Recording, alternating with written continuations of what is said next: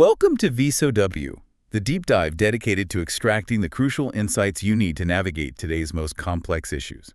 I'm your host, and we are diving headfirst into the stack of source material you shared with us.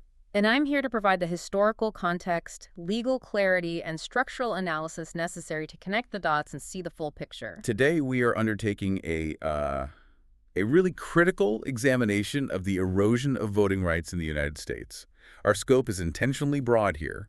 We're covering the dark historical roots of disenfranchisement, the complex legal mechanisms, and, importantly, the linguistic distortions that underpin contemporary voter suppression. And we're placing a specific focus on the pivotal, often controversial role the Supreme Court plays in shaping access to the ballot box. Exactly. It's a huge topic. It is. And our sources for this deep dive are extensive. We're drawing heavily on meticulous legal analyses, reports from key civil rights organizations, think the ACLU of Texas, Learning for Justice, the Brennan Center, the Alliance for Justice. So solid foundation. Definitely. It gives us a comprehensive, multifaceted view of the systemic challenges facing American democracy right now. Our mission today, for you listening, is vital if you're trying to understand the current political landscape.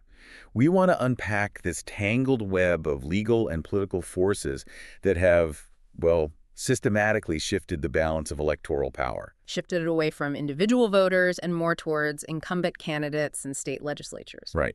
If you want to understand the forces creating that institutional friction for voters, this is really the crucial context you need. Okay, let's unpack this by first establishing the historical context of these challenges.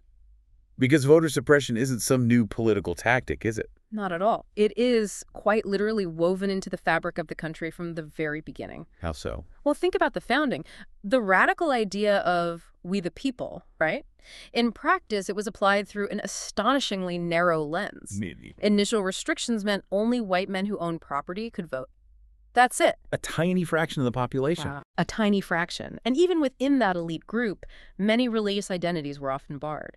Records show Catholics, Jews, Quakers frequently excluded from the franchise, depending on the state. So the precedent was set early on. Yeah. The right to vote was conditional, not inherent. Precisely. It wasn't seen as a fundamental right of personhood, but a privilege granted by the state. It's hard to wrap your head around, nearly 250 years later, just how exclusive that initial vision really was. And as suffrage slowly, painfully expanded, first to men without property, then eventually to people of color and women, the tactics to claw that power back became more sophisticated. More sophisticated and often terrifyingly violent, especially after the Civil War during the Reconstruction era. Reconstruction, a period of hope, but also intense backlash. Absolutely. The suppression of newly enfranchised Black Americans during Reconstruction was horrific. It was premeditated, often supported by local power structures. The sources we looked at highlight this brutal reality with specific, devastating examples. Consider the Opelousas Massacre in Louisiana, 1868. The state had just ratified a new constitution granting Black men the right to vote. Okay. White supremacists responded by systematically murdering an estimated 250 Black Americans. 250. Estimated, yes. Solely to suppress the Black vote and, frankly, to intimidate other potential voters across the state. It was terrorism. And that wasn't an isolated incident. No, sadly not. Just 5 years later, 1873, you have the Colfax Massacre, again in Louisiana.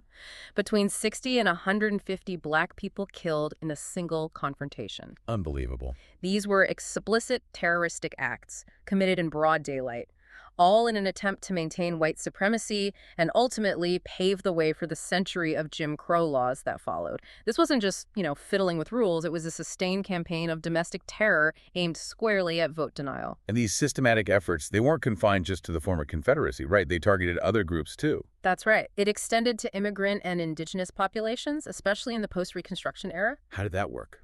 Well, take the Chinese Exclusion Act of 1882. It banned immigration from China, but critically, it also prohibited naturalization.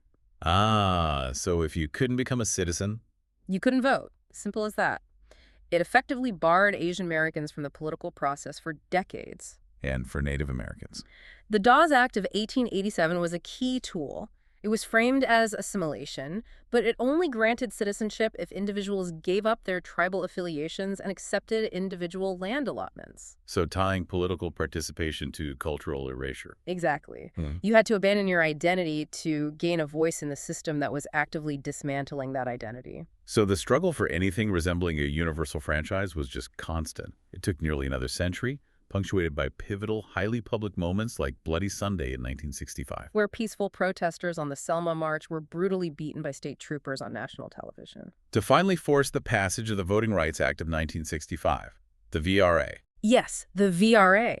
It was supposed to be the comprehensive, systemic response, federalizing the protection of voting rights, taking it out of the hands of states with long histories of discrimination. And for a time, it worked quite well. It did.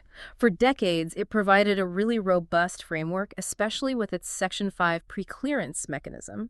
That required certain states and counties with histories of discrimination to get federal approval before changing their voting laws. A crucial check. A crucial check.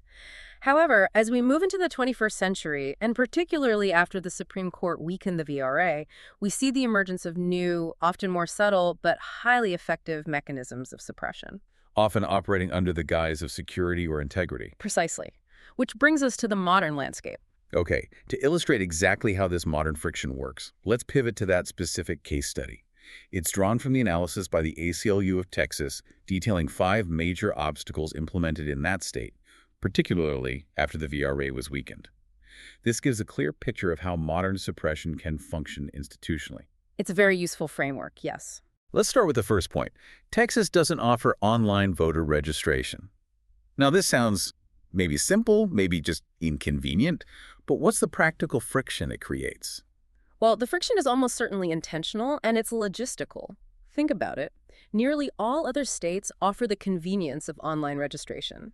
Many, both red and blue states, even allow registration right on Election Day. But not Texas. Not Texas. Yeah. Texas requires voters to register a full 30 days before the election and the application. It has to be physically mailed or hand-delivered. Wow.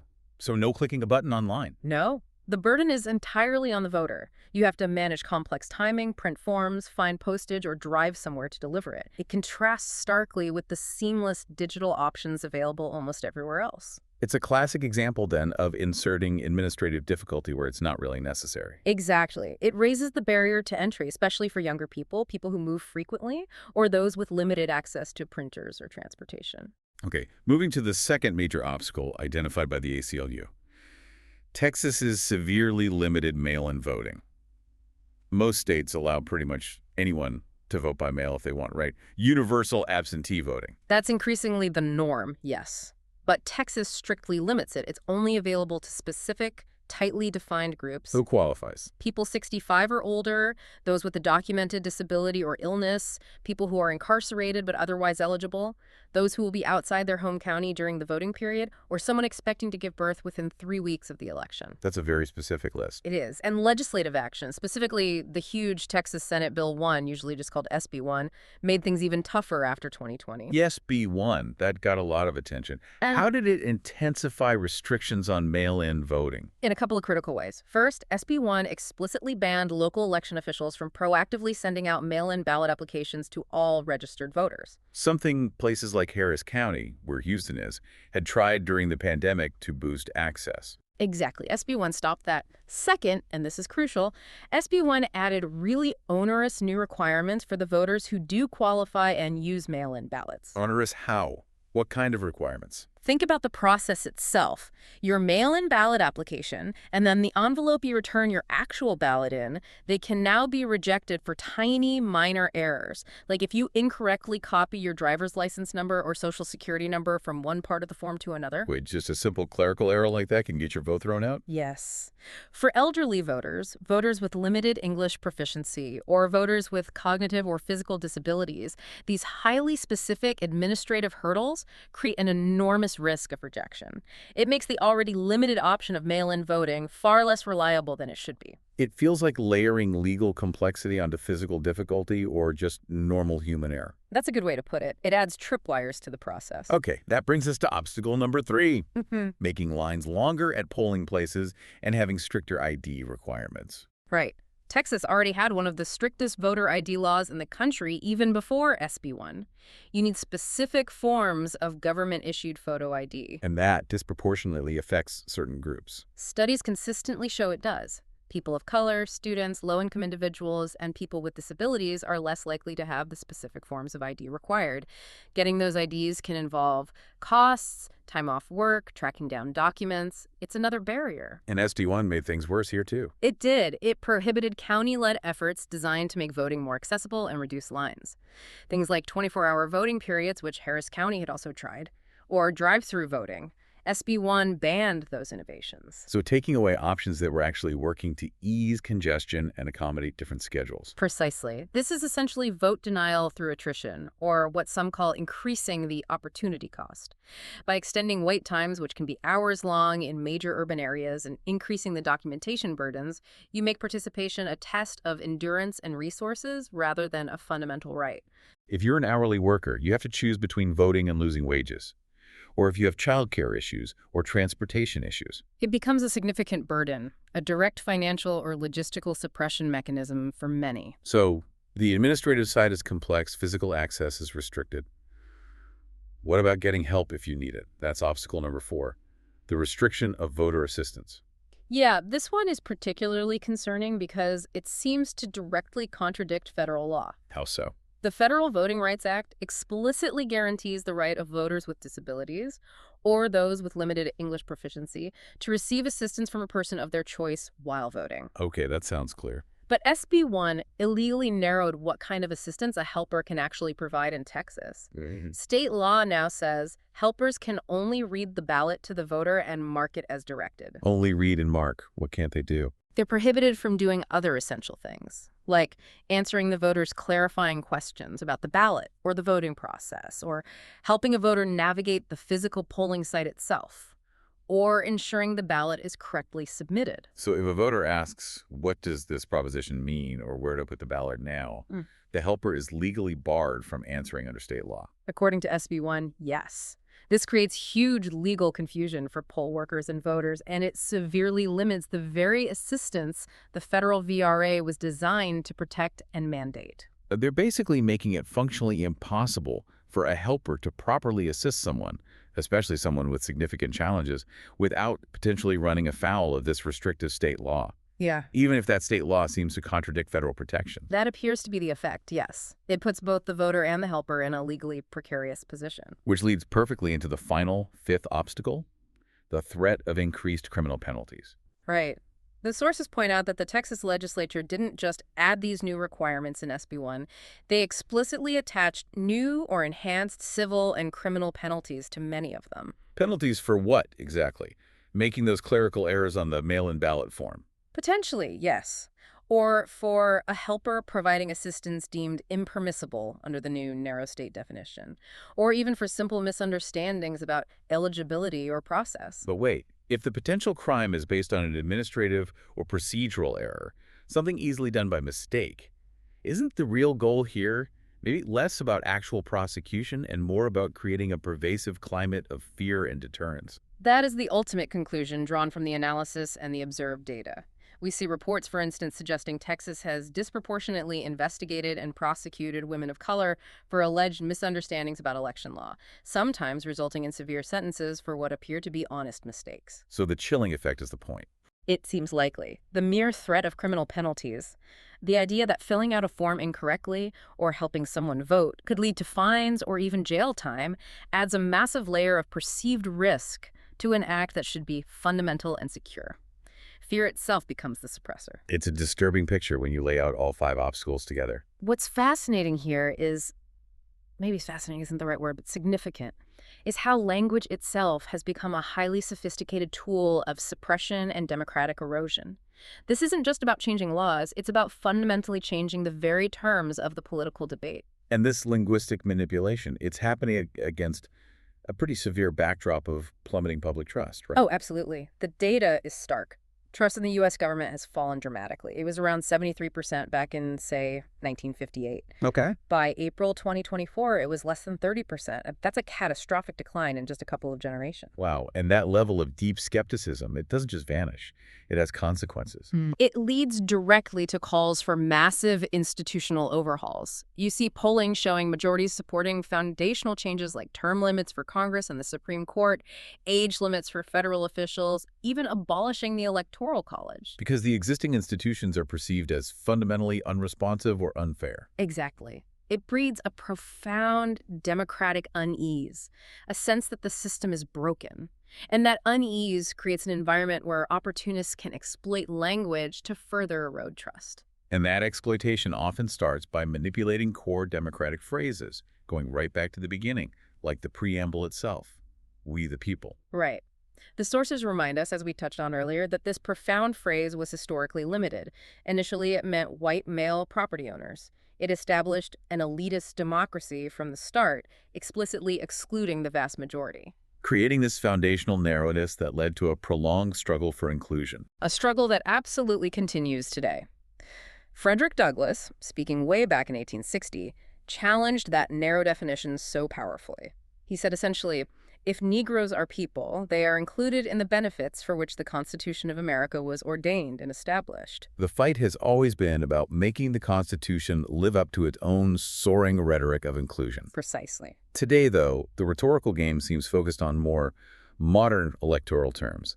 Specifically, the sources highlight the inversion of the phrase election interference. Yes, this is a key example. Traditionally, the voter-centered meaning of election interference referred to efforts that actively prevent or disrupt voting. Things like voter intimidation, spreading disinformation about polling times or locations, closing polling places early, hacking voting machines. Actions that directly interfere with the citizen's ability to cast a ballot. Exactly, voter-centered interference.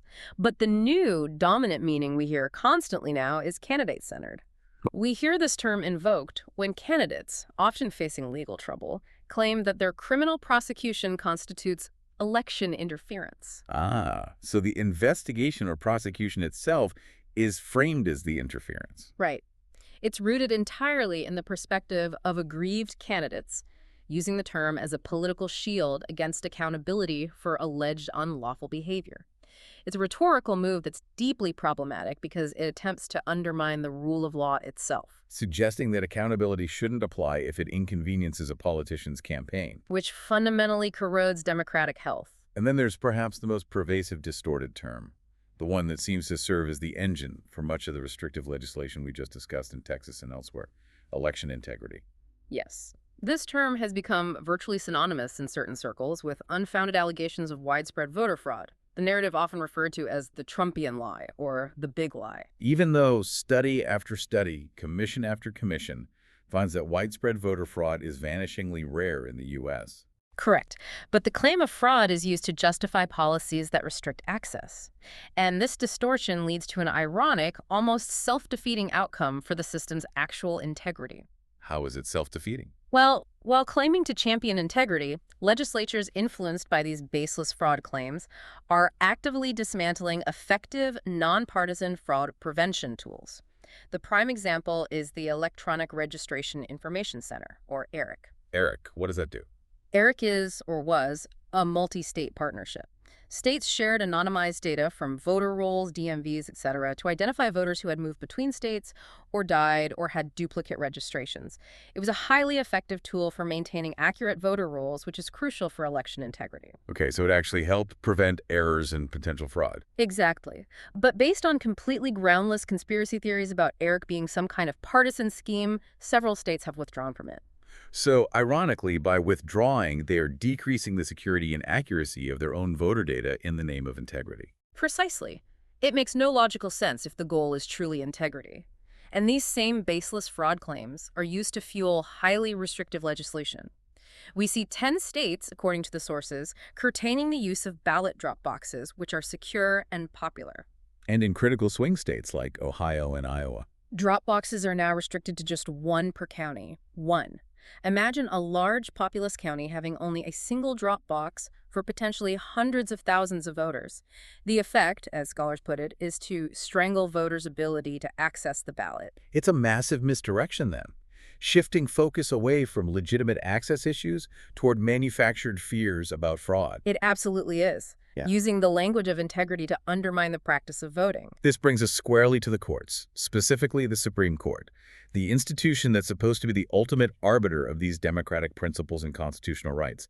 Yet recent history suggests a profound and systematic shift away from protecting the voter. That shift really brings us back to that classic constitutional tension, the counter-majoritarian difficulty. Right? The problem of an unelected Supreme Court setting the standards for democracy. Exactly.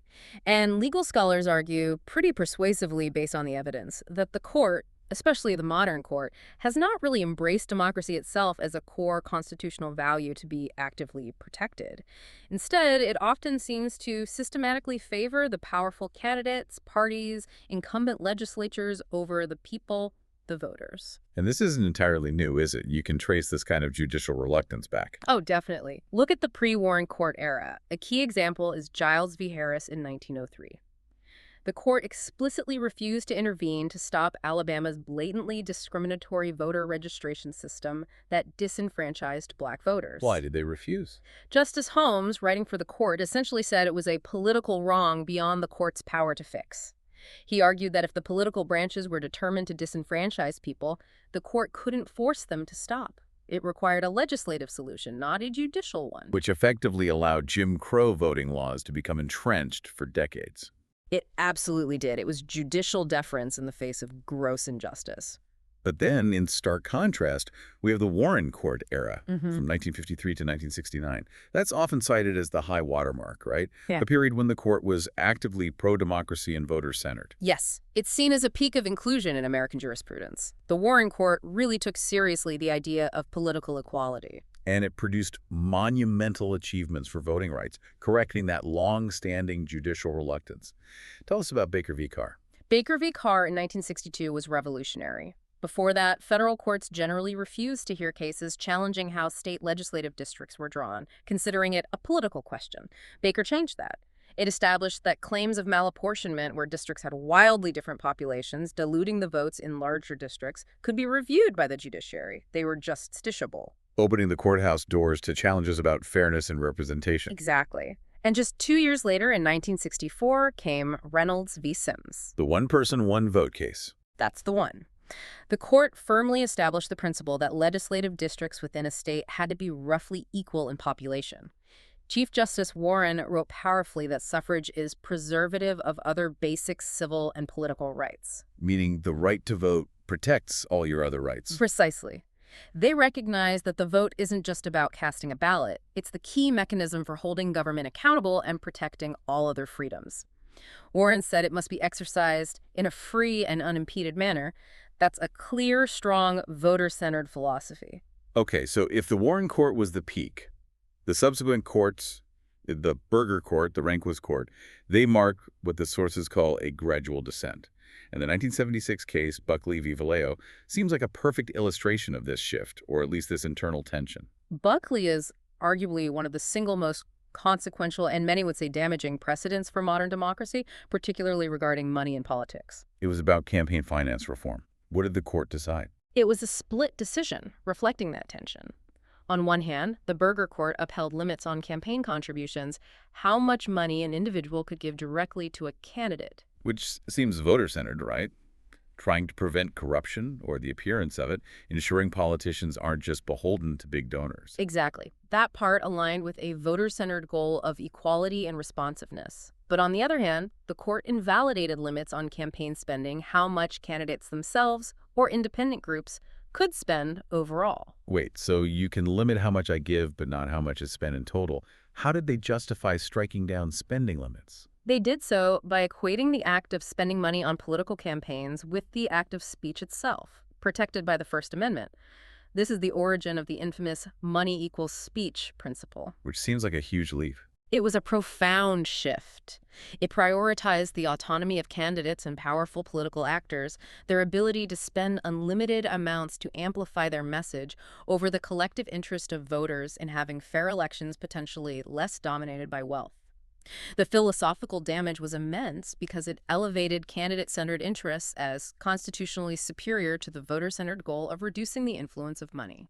And that candidate-centered trajectory seemed to deepen further under the Rehnquist court, particularly with decisions like Shaw v. Reno in 1993 concerning racial gerrymandering. Yes, Shaw v. Reno significantly shifted the legal framework for analyzing race in redistricting. Prior to Shaw, the main focus under the VRA was on the practical effect of a map. Did it dilute the voting strength of minority communities, denying them an equal opportunity to elect candidates of their choice? Okay, focus on the outcome for voters. Right. Shaw shifted the focus away from that practical harm and toward the appearance of the district map. The court expressed concern about districts having bizarre shapes if race was the predominant factor in drawing them.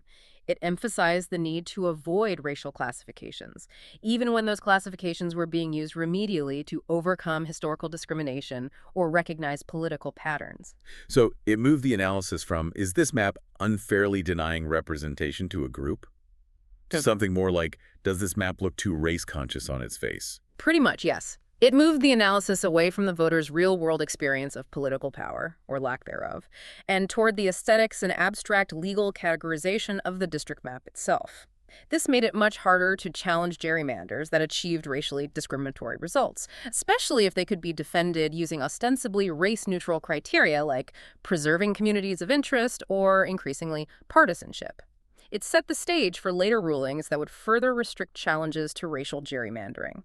And if we connect this gradual descent directly to the Roberts Court, well, the sources argue it delivered what can only be described as a devastating 1-2 punch to the Voting Rights Act of 1965, gutting key provisions of the single most successful civil rights law in American history. Okay, let's break down that 1-2 punch. The first punch, which many observers consider the most damaging blow, came in 2013 with Shelby County v. Holder. This was the case that effectively gutted the pre-clearance requirement, Section 5. That's right. Shelby County didn't strike down Section 5 directly, but it invalidated Section 4B.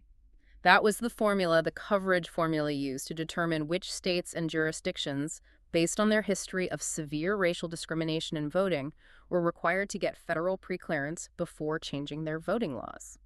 So without the formula, Section 5 became unenforceable. Exactly. The pre-clearance requirement remained on the books, but no jurisdiction was subject to it anymore because the mechanism for identifying them was gone.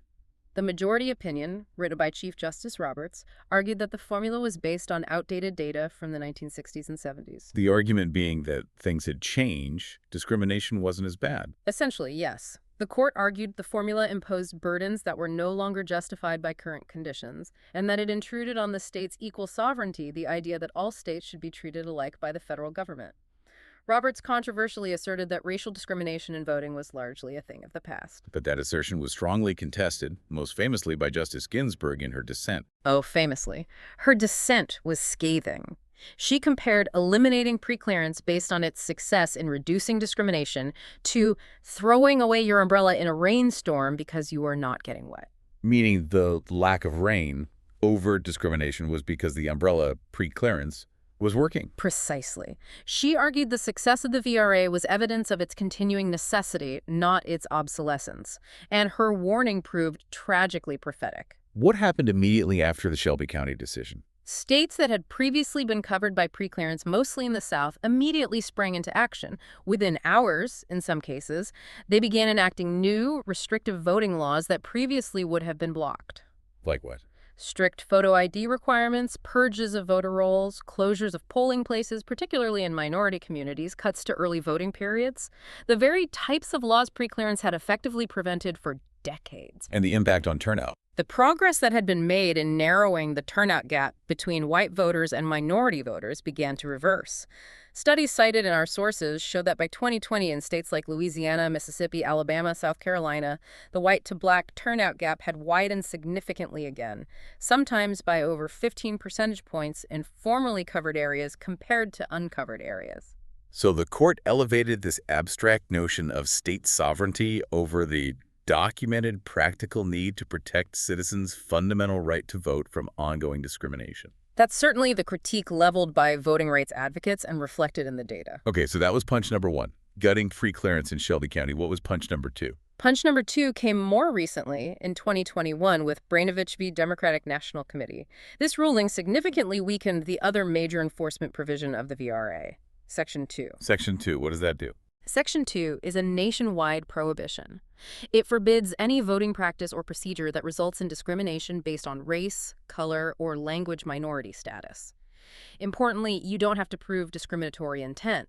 You just need to show a discriminatory result or effect. So it was the main tool left to challenge discriminatory voting laws after Shelby County killed pre-clearance. Exactly. It became the primary vehicle for litigation. But in Brainovich, the court upheld two restrictive Arizona voting policies. One, throwing out ballots cast entirely out of precinct, even for statewide races, and another restricting third-party ballot collections, sometimes called ballot harvesting. And in upholding those Arizona laws, the court reinterpreted Section 2. It did. Justice Alito, writing for the majority, introduced 5 new, rather vague guideposts for courts to use when assessing Section 2 claims. These guideposts dramatically raise the bar for voters trying to prove that a law has a discriminatory result. What kind of guideposts? Things like looking at the size of the burden the law imposes, comparing the law to practices that were common in 1982 when Section 2 was last amended, considering the state's interests in the law. It created a complex, multi-factor test that made successful challenges much harder. And using historical practices from 1982, doesn't that inherently risk legitimizing practices that might have been common then, but are now understood to be barriers, especially given changes in society and technology? That's a major criticism. It seems to bake in a tolerance for burdens that existed in the past. The ruling essentially required voters to bear an enormous burden of proof. It seemed to disregard the historical context of discrimination in the state, and crucially, it found the acknowledged disproportionate impact of these Arizona laws on minority voters to be unremarkable. Unremarkable? Yes.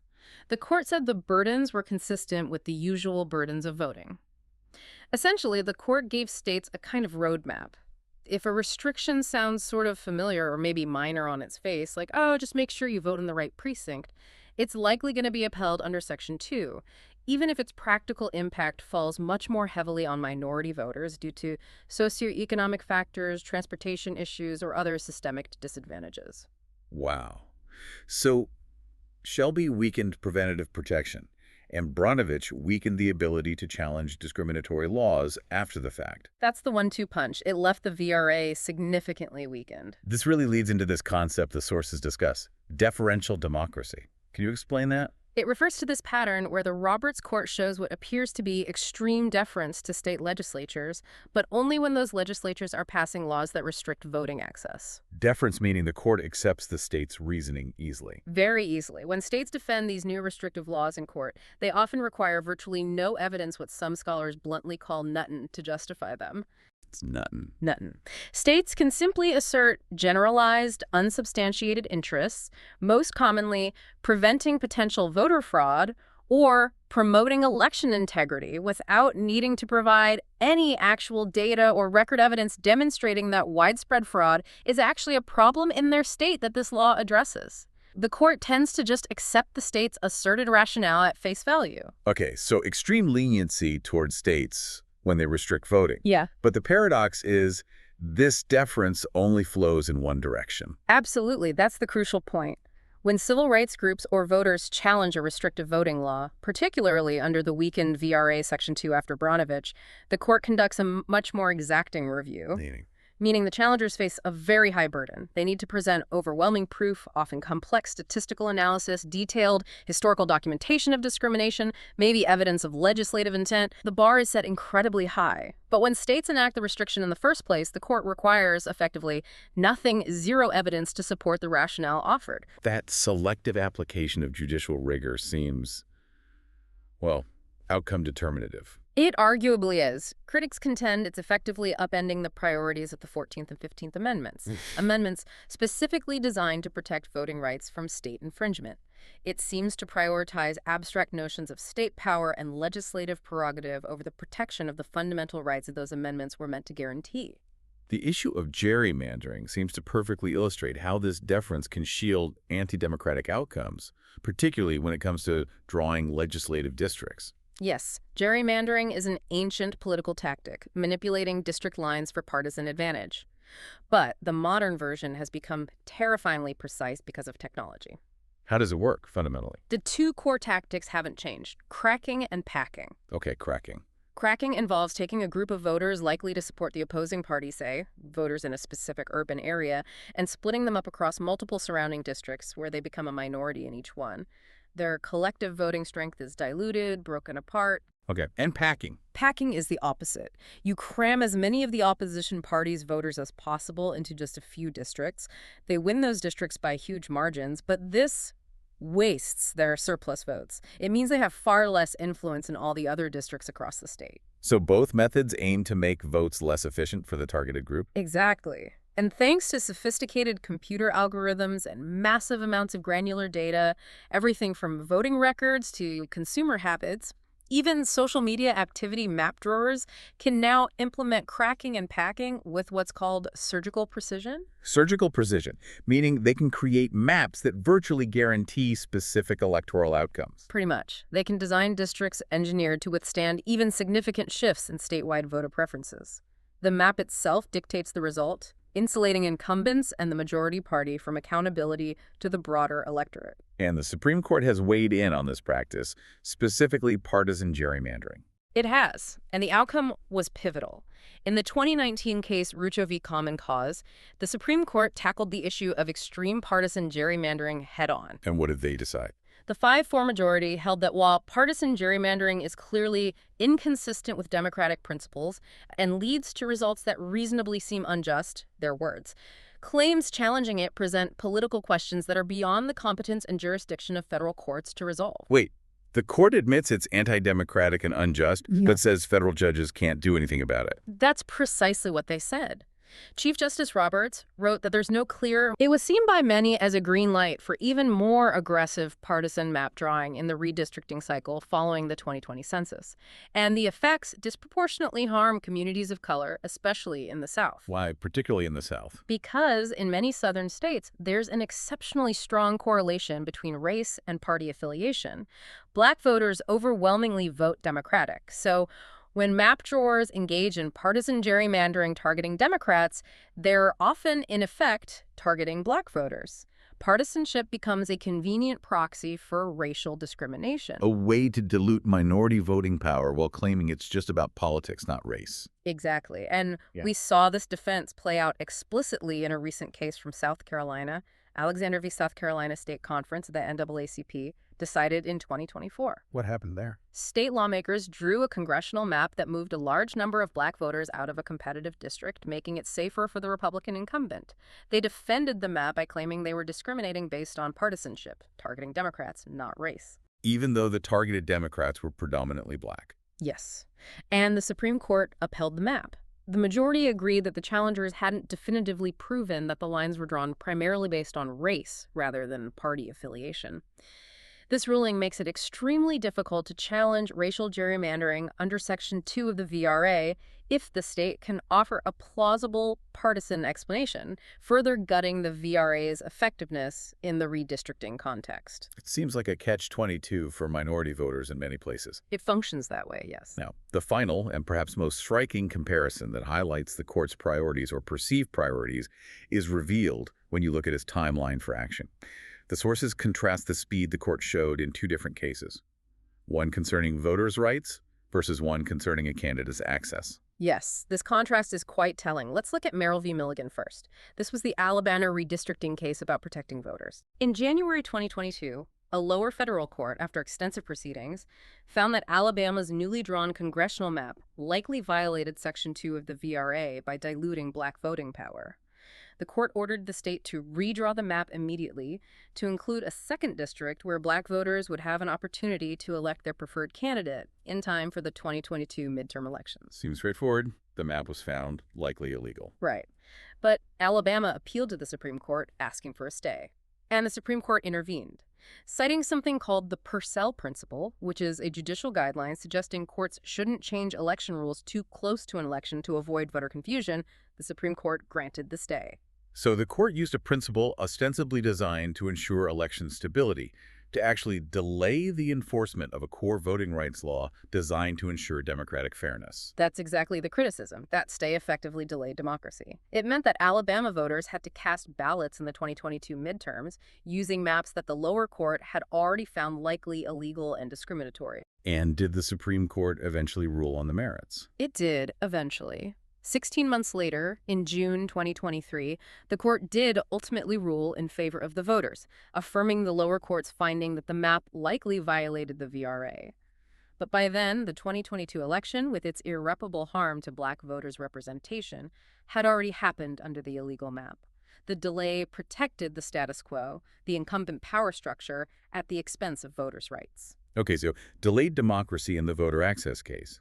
Contrast that timeline with Trump v. Anderson in 2024, which dealt with a candidate's access to the ballot. Right. This was the case where the Colorado Supreme Court had disqualified former President Trump from the state's primary ballot under Section 3 of the 14th Amendment, the clause concerning insurrection or rebellion against the Constitution. A hugely significant constitutional question. How quickly did the Supreme Court act? With what analysts widely described as notable speed. The court heard arguments and issued a complex, unanimous decision resolving the issue in less than 3 months. And crucially, they did it right in the middle of the presidential primary season, ensuring the candidate's name remained on ballots nationwide. So less than 3 months for the candidate access case versus 16 months delay before confirming the voter rights violation.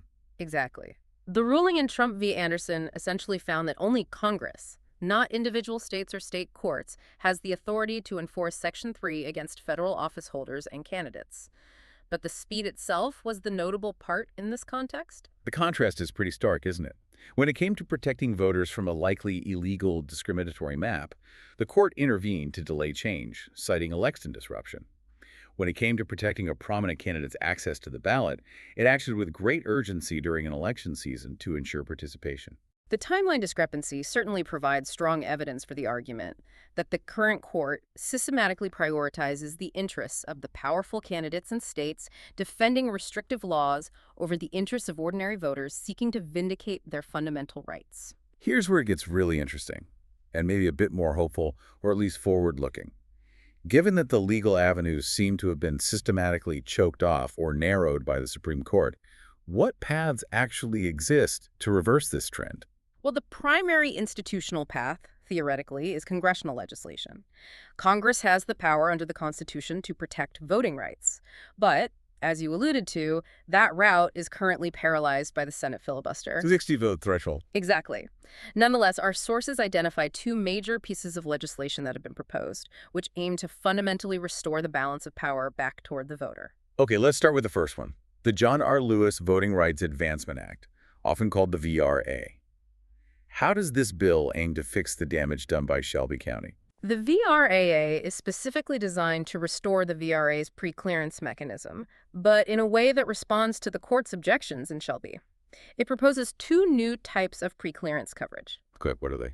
First, it proposes updated geographic pre-clearance. It creates a new, modern formula based on recent voting rights violations within the last 25 years. Jurisdictions that repeatedly violate federal law would once again be subject to federal oversight before changing voting rules. So based on current behavior, not just history from 50 years ago. Correct. Second, and this is quite innovative, it proposes practice-based pre-clearance. Practice-based. What does that mean in real terms? It means that certain types of voting changes known to be historically discriminatory would require pre-clearance nationwide, regardless of the specific state or county's history. What kind of practice? Things like changes to voter ID requirements, making them stricter, changes to multilingual voting materials, significant reductions in polling places or hours, changes to jurisdictional boundaries that diminish minority voting power, or even changes related to voter registration list maintenance or voter purges.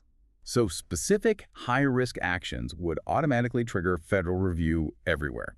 That's the idea. This mechanism is explicitly designed to be voter-centered. The review would have to consider whether voters, particularly minority voters, are facing greater costs in complying with a new voting rule, taking into account persistent social and historical conditions of discrimination.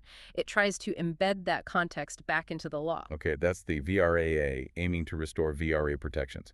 What about the second major bill mentioned, the Freedom to Vote Act? What's its focus?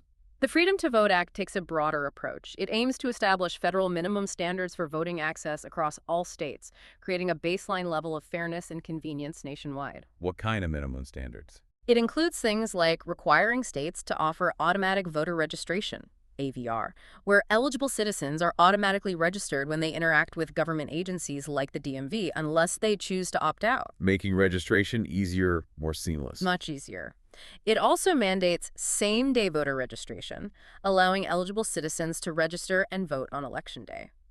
It requires a uniform minimum number of early voting days, including weekends, so states can't drastically cut back access compared to others, and it addresses prison gerrymandering. Prison gerrymandering. Explain that again quickly. Sure. It's the practice where states count incarcerated people who typically cannot vote as residents of the prison's location, usually a rural area, for the purpose of drawing legislative districts. This artificially inflates the population count and political power of that rural district while diluting the power of the urban or home communities where those incarcerated individuals actually lived and will likely return. So the Freedom to Vote Act would try to fix that. Yes, it seeks to count incarcerated individuals at their last known residence, not the prison location, for redistricting purposes. And critically, the bill also includes provisions to increase transparency in campaign finance, aiming to reduce the influence of undisclosed dark money in elections, trying to counteract some of the effects of Buckley v. Valeo. These sound like pretty transformative potential solutions. Federal standards, restored VRA protections. Yet, as you said, they remain blocked. They do. Both the VRAA and the Freedom to Vote Act have passed the House of Representatives in recent years, but they've been repeatedly blocked in the Senate by the filibuster. They haven't been able to get the 60 votes needed to overcome that procedural hurdle. And it's worth noting, isn't it, the historical irony here regarding the filibuster itself? It's a deep and painful irony. The filibuster, a parliamentary tool that allows a minority of senators to obstruct legislation, has a long and ignominious history of being used specifically to block major civil rights and voting rights legislation throughout the 20th century. And it continues to paralyze the Senate's ability to respond effectively to these ongoing challenges to democracy. This legislative stalemate, combined with the direction of the courts, leads us back to a more fundamental question raised in the sources: the need for an affirmative right to vote explicitly guaranteed in the U.S. Constitution. Exactly. It's a striking feature of the U.S. system. The Constitution currently offers only negative prescriptions regarding voting, meaning it says the right to vote cannot be denied or abridged based on certain characteristics: race, 15th Amendment; sex, 19th Amendment; failure to pay a poll tax, 24th Amendment; age for those 18 or older, 26th Amendment. But there is no clause that positively states every citizen has the fundamental right to vote. And that absence has real legal consequences. You mentioned Bush v. Gore earlier. Right. In that 2000 decision, the Supreme Court itself stated quite plainly, and perhaps shockingly to many, quote, "The individual citizen has no federal constitutional right to vote for electors for the President of the United States." Just hearing that quote again, it's almost incomprehensible in a country that calls itself a democracy. Voting for the president, the highest office, and the court says there's no individual federal constitutional right to do so. That is the legal reality, stemming from the structure of the Electoral College and the absence of an affirmative guarantee. The right to vote for president is derived through state law and state-run elections for electors. An amendment establishing an absolute affirmative right to vote for all citizens in all elections, federal and state, would fundamentally change the legal landscape. How would it strengthen the framework? It would provide a much stronger legal basis to challenge suppressive measures like strict voter ID laws, gerrymandering, felony disenfranchisement, and registration hurdles. It would shift the constitutional presumption from the current state, where voting is often treated as a state-granted privilege that can be regulated heavily, to a model where voting is affirmed as a core right of national citizenship. Perhaps analogous to how the First Amendment treats free speech or the Second Amendment treats the right to bear arms, access would be presumed and restrictions would face much higher scrutiny.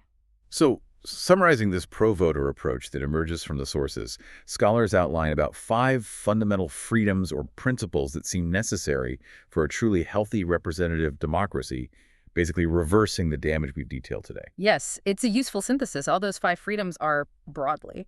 1, all eligible voters must have the genuine ability to easily register and easily cast a ballot that counts, tackling all those access issues like we saw in Texas. 2, Every person's vote must carry substantially equal weight that directly addresses gerrymandering and malapportionment. 3. Voters must have reliable access to accurate information necessary for participation, combating the linguistic distortions, disinformation, and lack of transparency. Makes sense. 4. The certified winners of elections must be recognized, and there must be a peaceful transfer of power addressing the foundational crises of democratic stability we've seen threatened. And 5, crucially, there must be particular systemic protection for historically discriminated against groups to ensure their equal participation, essentially restoring the original, robust promise of the Voting Rights Act. Taken together, that sounds like a blueprint for a democracy that truly centers the voter. It does. It represents a fundamental shift back towards the ideals expressed during the Warren Court era, but perhaps even more explicitly voter-focused. So what does this all mean for you, the listener, trying to make sense of this? The conclusion, hammered home pretty hard by our sources, and the legal analysis we've walked through, seems stark. It is stark. The consensus among many analysts cited is that the Supreme Court, as currently constituted, is not going to save democracy from these trends.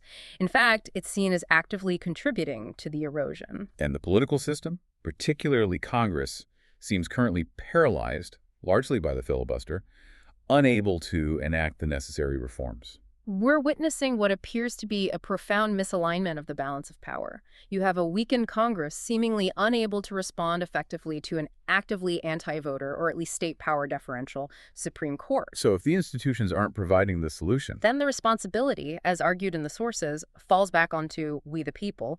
Reversing this systemic erosion likely requires persistent, strategic, bottom-up movements from citizens. It echoes the pressure points of history. right, Whether it was the Montgomery bus boycott in 1955 demanding desegregation, or the Selma marches in 1965 demanding voting rights, significant democratic progress in the U.S. has often required sustained organizing and action from ordinary people to force institutional change. because institutional repair seems stalled, or even moving backwards at the moment. That's the assessment, yes. Huh. Democracy may need to be rebuilt or at least reinvigorated from the ground up. The struggle we've detailed today, then, it really is the core tension, isn't it? The continuous, often exhausting fight to protect democratic ideals against these intersecting legal, political, and now even linguistic forces that seem designed, intentionally or not, to privilege the powerful and penalize the ordinary citizen just trying to cast a meaningful ballot.